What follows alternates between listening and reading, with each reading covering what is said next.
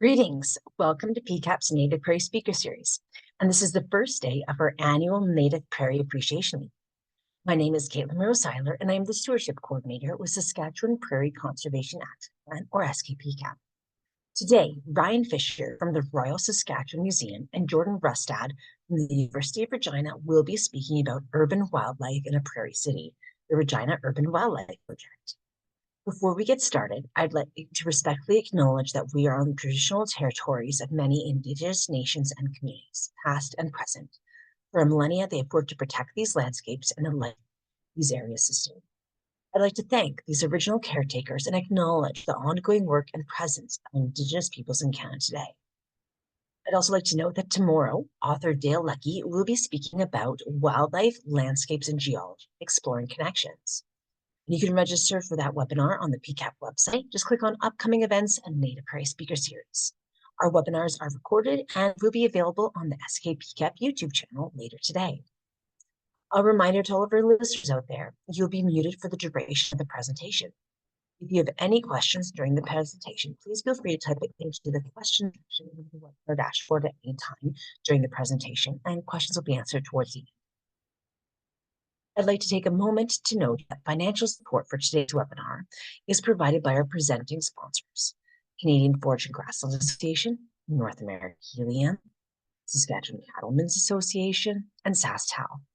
Supporting sponsors are Innovation Credit Union and Ranchers Stewardship Alliance Inc.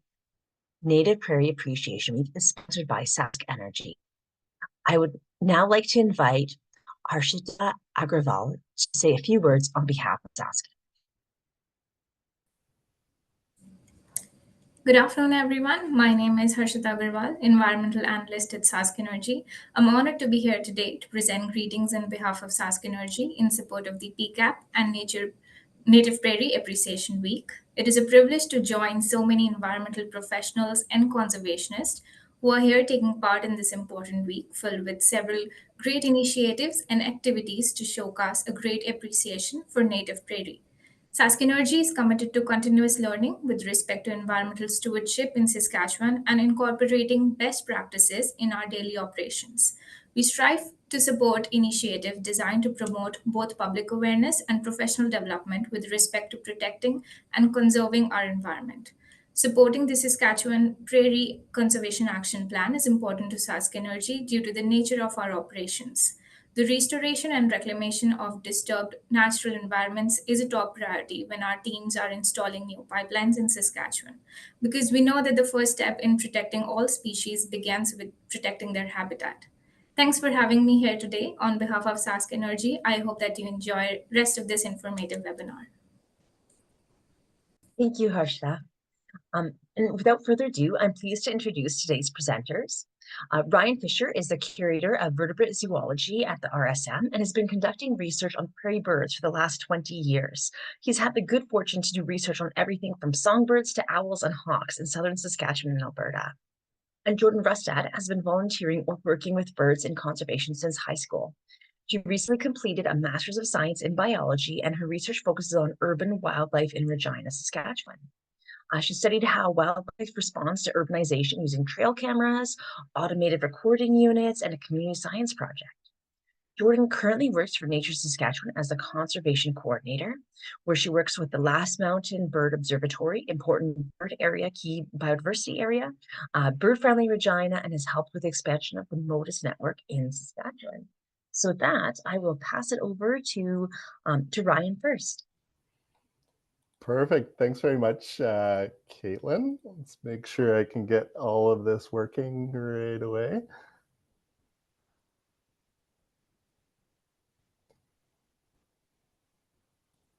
How's that, Caitlin? You can see my slides okay? Yes, perfect. Perfect. Well, thanks very much for coming to see our seminar or our webinar here at noon. I know everyone has a busy schedule. So hopefully provide you with some neat information today about urban wildlife in Regina. So maybe a little bit of a different talking about urbanization and urban wildlife compared to some of the talks that you have seen lately. But some neat ties with a uniquely prairie city in Regina here. So like Caitlin said, my name's Ryan Fisher. I'm the Curator of Vertebrate Zoology. So you'll have to put up with me talking for about 15 to 17 minutes, and then I'll turn it over to Jordan to talk about her Master of Science research. And then we do have to acknowledge one of our collaborators who couldn't be here today, Dr. Mark Brigham from the University of Regina, who kind of helped get this project off and running a few years ago. So we know that, or people are starting to recognize that green spaces in cities can be important for the conservation and management of wildlife. So, for example, we have an amazing little critter here called the bobolink in Regina. It's a threatened grassland bird, and it's nesting in one of our large green spaces in Wascana Center in Regina. And so, you know, even though we are in an urban setting, we recognize that you know, things like people's backyards, parks, even things like golf courses and cemeteries can be and are important habitat for wildlife. At the same time, we know that a lot of these green spaces are also important for human well-being. So a lot of you have probably seen research documenting how, you know, people are happier if they live closer to green spaces, if they go out and they hear birds on their walks, you know, the human happiness index increases. And in some cities, we even see things like property values being higher in areas with more green spaces compared to other areas of the city. So one of those kind of situations where, you know, the green spaces are important to people, but they can also be important for wildlife. And you know, despite a lot of some of the sensational headlines that we hear and see about negative interactions between people in the city and wildlife, for the most part, people and wildlife interactions in a city are positive. So if you think, you know, you go out in Regina to Wascana Center and you go for your run in the morning, some people might be out in the morning bird watching. You might have a bird feeder in your backyard, or you just like to look out your window and see birds. Those are all positive interactions that people have with urban wildlife. And what we've started to notice is that worldwide, and this was kind of surprising to me, is that cities are obviously one of the newest ecosystems, but one of the fastest growing ecosystems on planet Earth. And really, the study of urban wildlife and urban wildlife ecology is fairly new. Sort of the last couple decades have we seen sort of an expansion of studies looking at urban wildlife and how wildlife copes with urbanization in the world.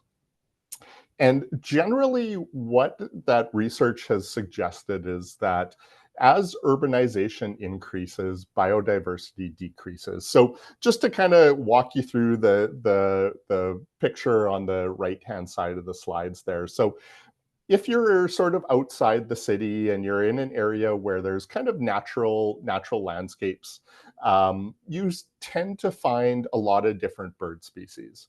Whereas as you move to the downtown core of a lot of cities, so there's more roads, there's more buildings, there's less trees, there's less green spaces, we see a lot fewer species of wildlife. And that's generally what many researchers have found across the world. It doesn't matter if you're in Europe or North America, South America, those are the general trends that people have found in terms of how wildlife responds to urbanization. Now, that's not obviously true for all wildlife. There's some critters out there that do extremely well in city systems, but generally that's sort of what we see in terms of species richness, or the number of different species that we find in and around cities. So we established this Regina Urban Wildlife Project in early 2021. And our research kind of took a couple different directions when we started this project. And that's what Jordan and I are going to kind of talk about today. So I'm going to start off the talk giving you a little bit of, or showcasing some of the research that we've done looking at how wildlife habitat in the city of Regina has changed kind of since pre-European settlement to what it currently supports for wildlife habitat. And then Jordan's going to tell you about her research looking at how wildlife currently responds to some of the urbanization trends that we see in Regina. So, as most of you know, the Regina sits on the Regina Plains, and prior to European settlement, this was likely an area that was dominated by native grasses and forbs, and those were, likely influenced a lot by bison grazing, fire disturbance, and things like that. And you do see sort of how Regina an area was described by some of the early European explorers. So this account in 1857 describes the Regina area as, and as far as the eye can reach, nothing but desolate plains. And so a very different landscape than, for those of you familiar with Regina, that we have now. But to kind of go through a little bit of the history, Regina was incorporated as a city in 1903. And interestingly, so in 1913, the city developed a plan to beautify the city, essentially. And that resulted in the planting of over 11,000 trees, kind of in the area currently around downtown, sort of that core older area of Regina. But since 1913, there are currently greater than about 500,000 planted trees in Regina. So essentially any tree that you see or even shrub in Regina has been planted by people at some point. We also have a large urban lake that was created by damming Wascana Creek. And so again, you can kind of see the human impact on the Regina landscape just by the picture on the right. So we sort of have a mix now of fairly tall, fairly large trees in some of the more established neighborhoods, and then those roads and buildings that have been created for people. And it's not to say this is a bad thing. These trees in the city provide obvious benefits for both people and wildlife. There's lots of interesting research looking at how that green cover can reduce temperatures in cities, provide carbon sequestration, while at the same time providing habitat for lots of the animals in Regina. And I'm not going to cover this too much because Jordan will talk about this in her research quite a bit, but around Regina tends to be dominated by annual cropland, which tends to be a little bit homogeneous compared to native grassland. And we know that a lot of species of wildlife do not use annual cropland, although that's not to say that some wildlife doesn't use it. We know deer love to forage in cropland, and some other critters as well make ample use of the cropland around Regina. But for some of the birds and a few other things, we do see some avoidance of that type of habitat. So we've got Regina sort of created this little island of very wet areas, very tall trees, which is quite different from the surrounding landscape and quite different from what it was, slightly over 100 years ago now. So that led to our first research question. And so we were kind of interested in, given all of these changes, how has the amount of wildlife habitat in Regina changed for grassland associated birds and tree associated birds? So we looked at 6 species. So at the top there from left to right, it's black-capped chickadee, red-breasted nuthatch, yellow warbler, western meadowlark, horned lark, and clay-colored sparrow. You can probably see the 3 species on the left tend to be associated with trees for all or part of their life cycle. The 3 species on the right tend to be associated with grasslands or croplands. And Of a lot of the grassland species, these three seem to have not done terribly bad in the last few years. They do seem to sometimes make use of cropland, and so that seems to make them a little bit more adaptable compared to some of the other grassland birds like Sprague's pipits and Baird sparrow and longspurs, where you only find in native unbroken prairie. But the first thing that we had to do is gather information on what the city looks like now and where the birds are in the city right now. So the maps on the bottom left and bottom right show the current land cover of Regina in about 2022. So the yellow areas on the map are grassland or cropland. The green areas are tree cover.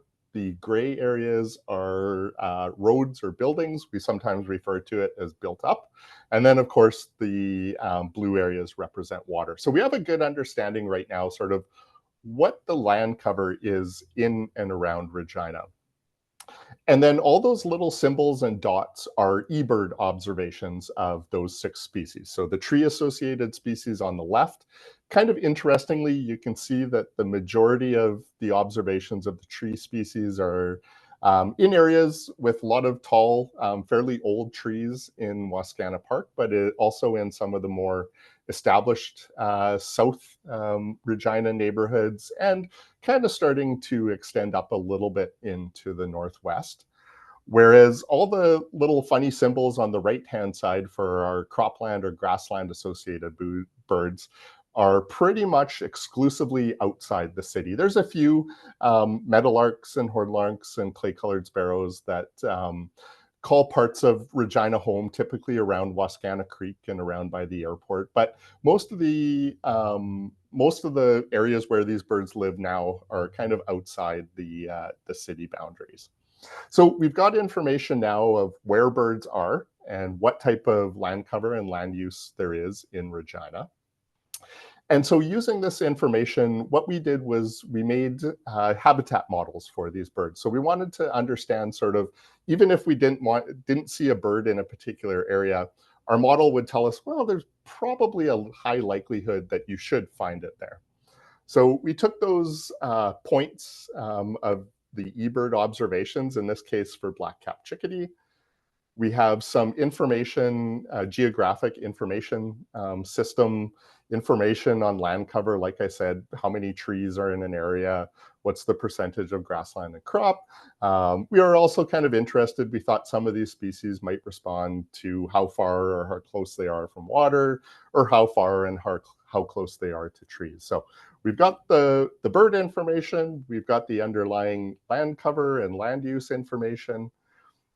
And then we do some fancy stats behind the scenes to try to figure out what these birds are sort of queuing in on when they're in the city. And then once we've established those relationships, we can take that information and make a map that shows us where is there likely good black-capped chickadee habitat or bad black-capped chickadee habitat in the city of Regina. And I'll zoom these up in a little bit so you can see them a bit more closely.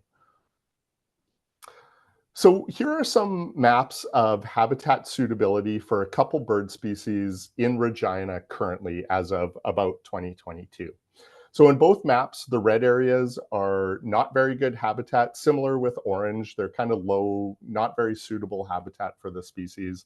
And then areas that are light or dark green are hotspots for these particular birds. So interesting story here. You can see the red-breasted nuthatch map on the left, tightly associated with the tree cover here in Regina.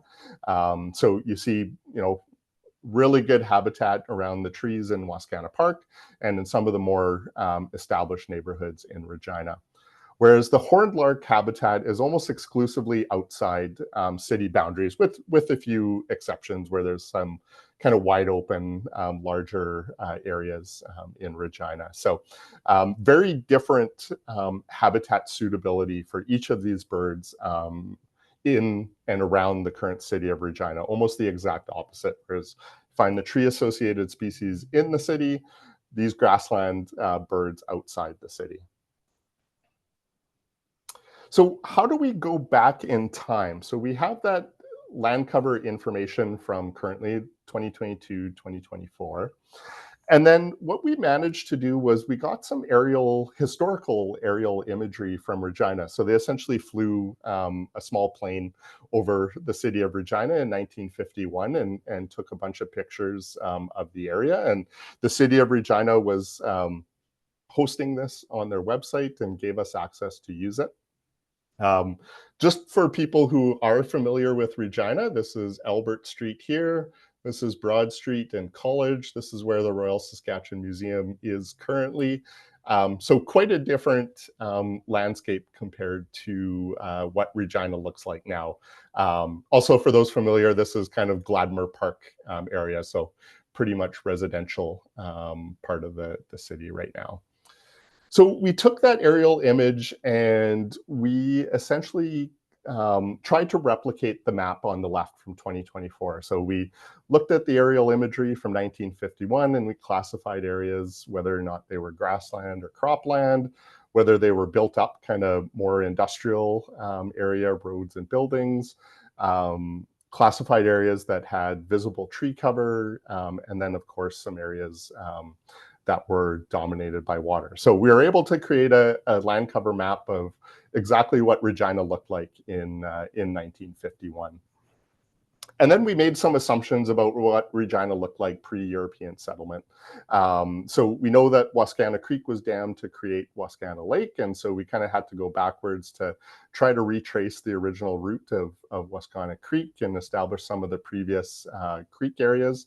But essentially, we just assumed that all the tree cover and all the roads and buildings converted or was grassland back prior to European settlement. Now, we probably missed some riparian areas along the creek that could be habitat for some species like yellow warblers, but that was sort of impossible to do with to identify with the information that we had prior to European settlement. There obviously weren't any aerial photos or satellite imagery for that time period. Okay, so we've got our current map of where birds are in 2024. We've got those relationships that we've established between land cover. And now we have maps from 1951 and pre-European settlement of what Regina looked like. So then what did we do? Well, so we took those species habitat maps. So this is the one for chickadees. So remember that the green areas in the top maps are high suitability habitat for chickadees. The areas in red and orange aren't very suitable habitat for chickadees. And then we use those relationships to go backwards. So we were able to apply it to see where chickadee habitat was in 1951. And you can see the urban sprawl of Regina in 51 is pretty confined. It's kind of that downtown core and some neighborhoods to the east of that, but a fairly small footprint for the city in general.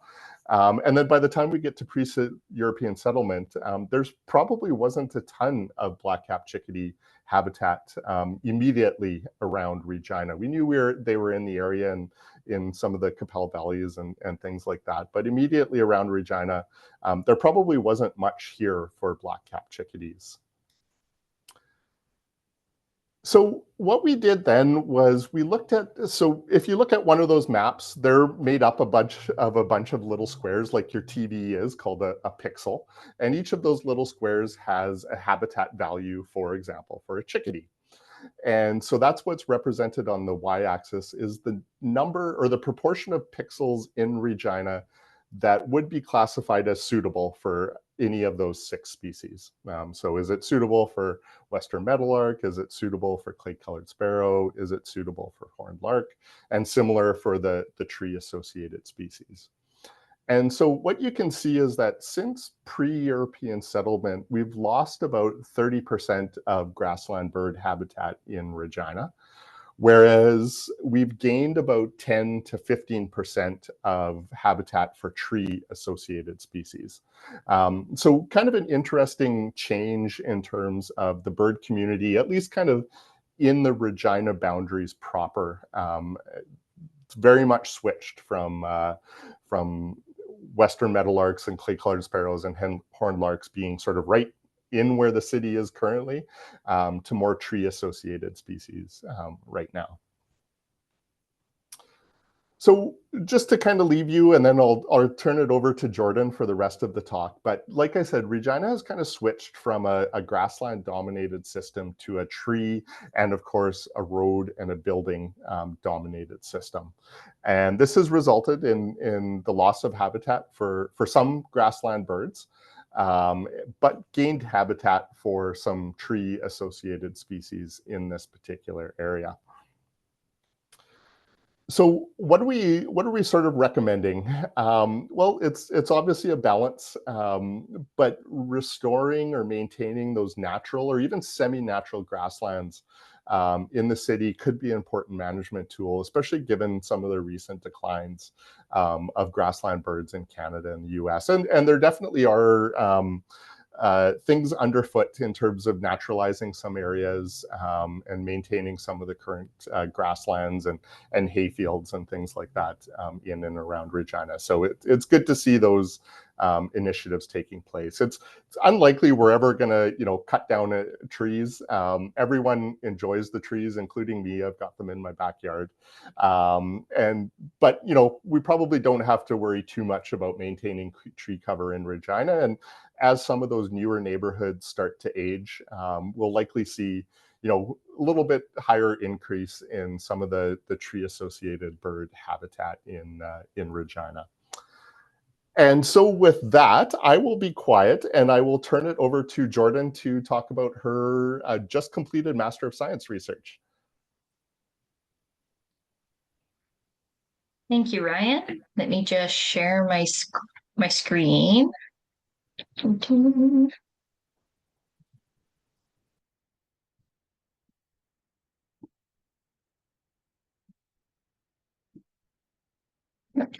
So yeah, as Ryan was saying, wildlife responds to urbanization. So as we change our habitats, wildlife is going to respond accordingly. And currently, and Ryan touched on this a little bit, Regina is a larger urban center than it was. And kind of based on Ryan's results, you can also see that different species kind of react differently to urbanization. And we can very broadly put urban wildlife into three groups. So you have animals that do relatively well with urbanization. These are animals that are able to take advantage of human-made habitats and human food sources. And these are called exploiters. And these are species that maybe we associate with like eating our garbage, for example, like raccoons. Then you have species that do okay with urbanization, but they tend to exist more so on the edges of our city and in green spaces. So these are called adapter species. And a good example of this is a robin. And then you have species that tend to be habitat or diet specialists. And so they don't move into urban areas the same way other species are able to. And these are called avoiders. A good example of this for Regina would be the pronghorn antelope. And so my master's research was looking at how birds and mammals are responding to urbanization here in Regina right now, and to get an idea of where animals are in and around the city, we set up trail cameras and we were able to have these continuously running through 4 seasons for 2 years. We also set up automated recording units, or ARUs, and these were set up to run at specific times of day to record birdsong. And we were only able to run them in spring, summer, and fall because of a manufacturer recommendation that they are only run above -20. And unfortunately, that is the majority of winter in Regina. And kind of as Ryan was saying, we're typically going to see a decrease in biodiversity in the number of species we observe as you get closer to city center, as there's more urbanization, more impervious cover. But also Regina is completely surrounded by cropland, which isn't the greatest. It's still probably better than, concrete, But that kind of creates an interesting situation in Regina where we are essentially an island of potential green space habitats for urban wildlife um, in a uh, in a matrix of cropland. And so we set up our trail cameras along a gradient of urbanization, so going out from city center out to kind of more rural areas, and to try to tease apart how cropland plays a part in it, we also split up our rural sites, so sites with low impervious cover, into rural natural, so our more natural sites like Condi or White Butte, and then split off our rural cropland sites to try to tease apart how that cropland kind of plays a part. And so what we were thinking is that as you have increased impervious cover, increased urbanization, and increased vegetation homogeneity, so more cropland, you're going to see a decrease in the number of bird and mammal species that you are able to detect. We were also thinking that life history, specifically whether these species are exploiters, adapters, or avoiders, would also play a part in where they exist along that urbanization gradient. And so after a couple years, we were able to collect around 400,000 photos, of which we got 8,000 unique detections of animals. And our sites for mammals, there was about 4 to 5 species of mammal detected per site. And some of the really common species that we saw, and this will be to no one's surprise, is white-tailed jackrabbit. If you've been in Regina recently, you know how many of these guys there are. We also saw a good number of coyotes. We saw both white-tailed deer and mule deer. And these were some of the common ones. And then we also got less common. We also observed beavers. On a couple of the cameras, we actually recorded mink. You can just see him kind of running along the shoreline there. And this one is a little bit harder to see. If you just look into the darkness a little bit, you'll see a bit of a blob, but that is a moose. But yeah, so out of all of these photos and all the information that we got on mammals, so this is the number of species that we were able to detect on the y-axis, and along the x-axis, so along the bottom, is each site. And the sites are organized from lowest urbanization to highest. And for all of the variables that I had actually measured, I didn't just do impervious cover, but mammals didn't respond to anything that I had measured. And this was very interesting because it kind of brings up another question. It's like, why? And so what we're thinking is most of the mammals that we were able to detect tend to be more generalist. So they don't have very specific requirements for their food or habitat.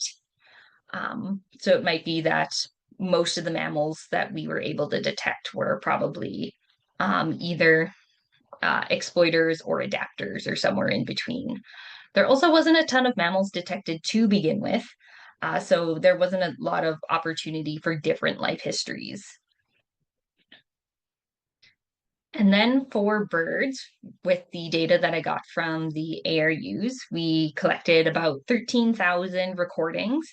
We listened to a subsample of 2,500 of them, and we were able to detect a total of 143 different species of bird in and around Regina. And on average, our sites had about 43 species of birds. And these are some of the birds that the trail cameras detected, but we also a lot of what we heard on the ARUs were robins, red-winged blackbirds, and Canada geese. And so this is the model predicted species richness. So again, we have number of species detected along the y-axis there as a relationship of percent impervious cover or urbanization. And we can kind of see that the number of birds observed is the highest between that 10 and 20%. And so it seems like birds like just like a little bit of disturbance. So it opens up some new habitats, some new opportunities without completely getting rid of their natural habitat. And then they decrease as percent impervious cover increases. And because there was more birds, there's also more opportunity for different life histories here. So the second part of my analysis was a little bit about community composition, and I did something called a threshold indicator analysis. And so what you're looking at here is each dot represents a different species, and where that dot kind of falls along the percent impervious cover is where they begin to increase or decrease in response to impervious cover. And so the black dots indicate species that begin to decrease, and the white dots indicate species that begin to increase. And so when we're looking at this, we can see white-tailed deer and coyote begin to decrease at kind of middling levels of impervious cover. So they start to decrease in those suburban areas. So they're able to take advantage of edge habitats and our green spaces, but probably aren't likely to be seen in heavily urban areas. Versus we have the fox squirrel that begins to increase at high levels of urbanization. And likely what is happening here, it's probably not a direct relationship to impervious cover, but rather an increase in tree cover. As Ryan had mentioned, there's lots of tree cover in our more urban areas, in a lot of our older neighborhoods. So, and then the area immediately outside of Regina has very little tree cover. So that is likely what the fox squirrels are responding to. And we see something a little bit similar in birds. So the analysis I use, like it only accepts data points that reach a certain threshold. And so not all of the species that we were able to detect are included. But for birds, 17 species were able to be included in this analysis. And again, those black dots show species that begin to decrease, and the white dots show species that begin to increase.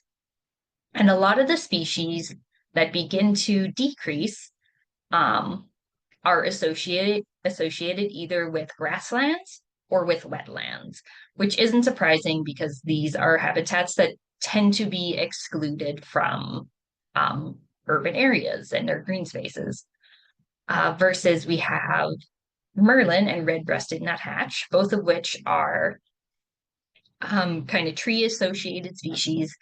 And so we're likely seeing, again, these two species responding to increased tree cover rather than increased impervious cover. And so when I kind of take all of this together,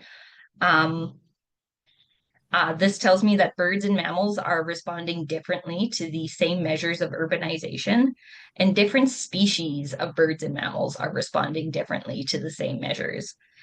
And this has some management implications for our urban wildlife. For example, like if we wanted to better include grassland and wetland habitats in our green spaces, that might help some of these species that are actively excluded. And knowing this, it also helps us plan the amount of green space that we need. Regina actually does relatively well here. We have a really good amount of green space.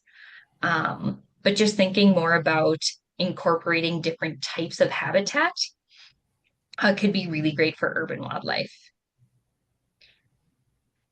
But with that, I will stop talking. Of course, I have to thank all of our sponsors and supporters. For this, science does not happen in a vacuum. So my research was funded by my tax. We formed a partnership with the Saskatchewan Science Centre.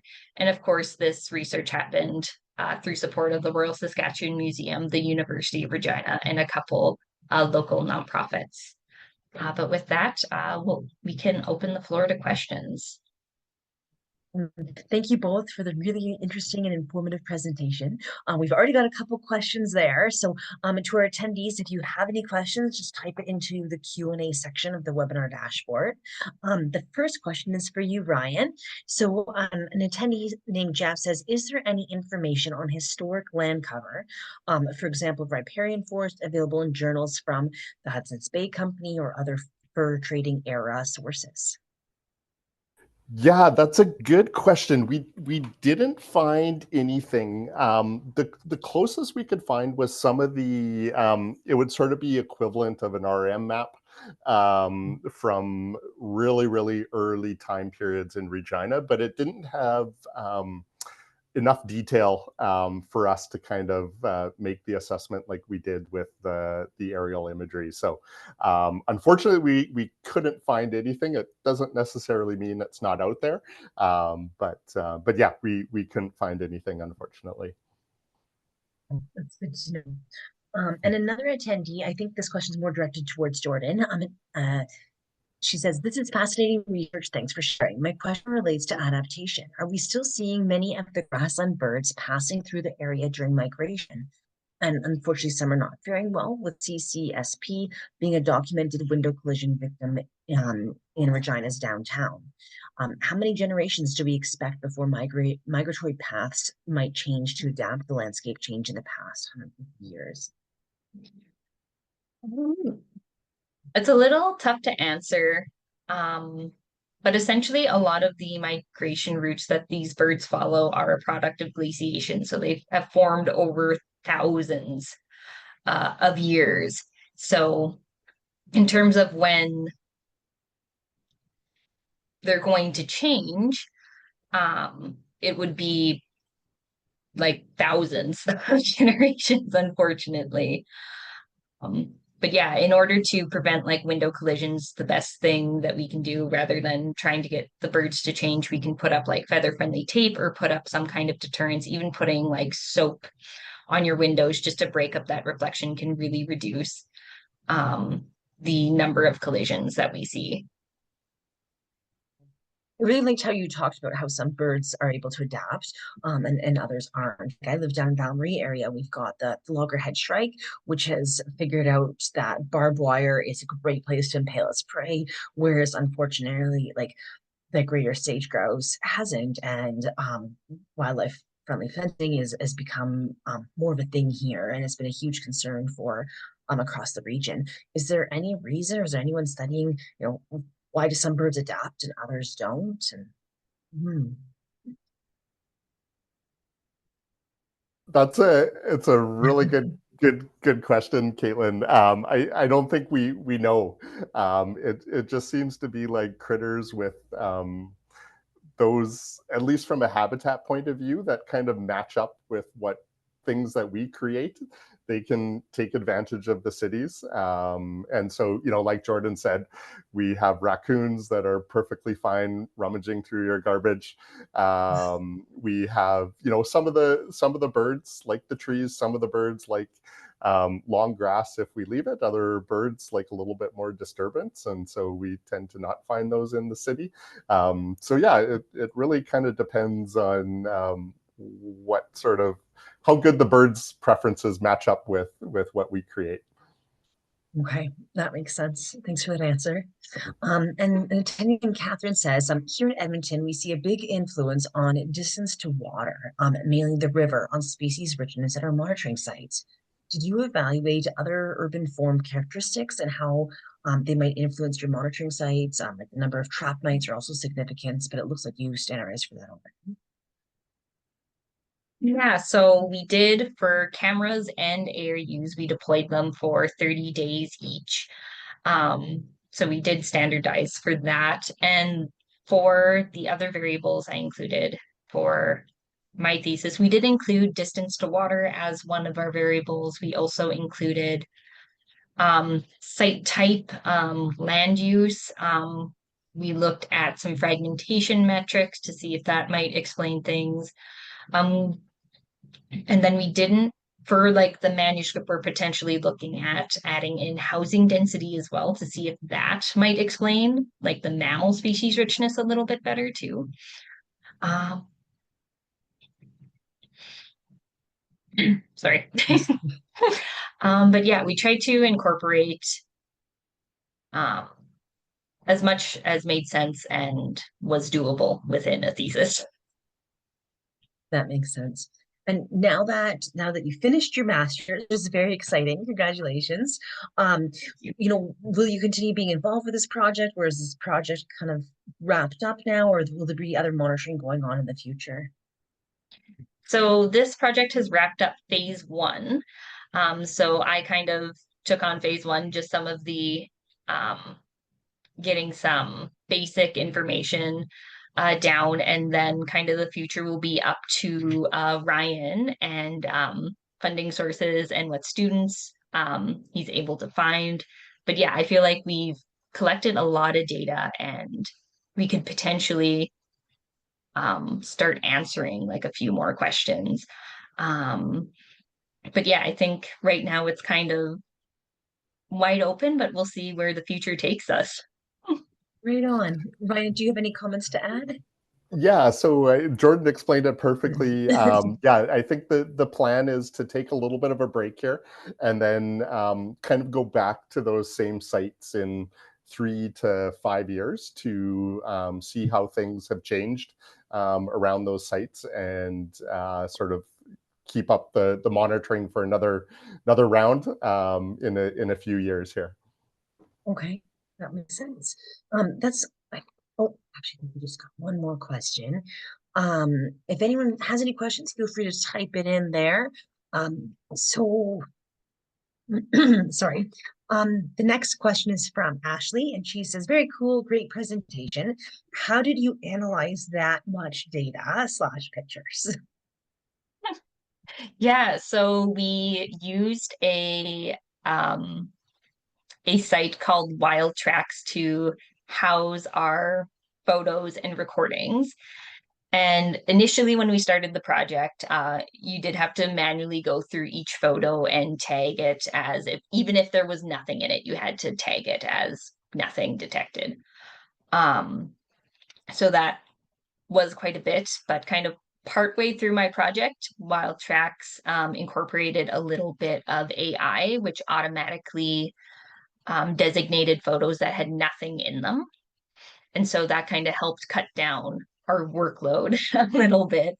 And then for the trail camera photos, I did have a small army of undergrads who helped me go through the photos. Most of the identifications were pretty easy. It was like a white-tailed jackrabbit, coyote.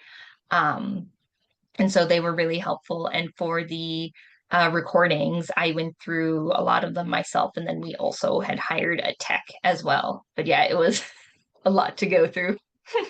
I bet. How many hours did you spend going through all of Oh, this? Any idea? um, oh goodness. I used to know, but yeah, each recording was for the recordings, it's a little bit easier, but because they're 5 minutes of recording and we listened to 2,500 of them. So Wow. It's pretty phenomenal. Um, and an attendee named Gail says, Gail actually just did a webinar for us in April. And Gail says, thank you very much for your very interesting update on your research. Congratulations, Jordan, on achieving your master's. And then I guess a question for both of you. Do you have any advice for gardeners to more thoughtfully change their garden plants or habitat to suit more grasslands wildlife, even if it's just on their migration? the big thing honestly is just incorporating native plants into their gardens. Plants that will provide like good habitat and some forage. That's a like huge help even on migration. Okay, that's a good, really good way to put it. Down where I live, I often hear people have the opposite, where they want to keep everything out of their garden. um, so it's really nice to hear people want to do something for wildlife too, and provide habitat. So thanks for the great question, Gail. Um, I guess that's all the questions we have right now. Just while I give everyone the last minute to type in your burning questions for Jordan and Ryan, I just want to let you know that we've been recording today's webinar. We'll have it available on our YouTube channel later today. You can also subscribe to our YouTube channel and you'll get notified when it's up there. We'll also post it on our social media as well. I also want to let everyone know that we have another webinar tomorrow by author Dale Leckie. So if you haven't registered for that, be sure to do that as well. So just while I was saying that, a few comments have come in. Congratulations, Jordan. Thanks on sharing your wonderful research results. So I just want to pass that on. So I guess with that, I just want to say thank you both so much for the really interesting webinar. Keep up the good work. It's amazing what you guys have accomplished in such a short time. And Ryan, I'm always following what you're doing because it's pretty amazing. So thank you both for taking the time today to speak at our Native Prairie Speaker Series. Thanks very much for the invite. Yes, thank you for having us. Right on. Thanks so much, everyone, and enjoy the rest of your day and happy Native Prairie Appreciation Week. Bye now.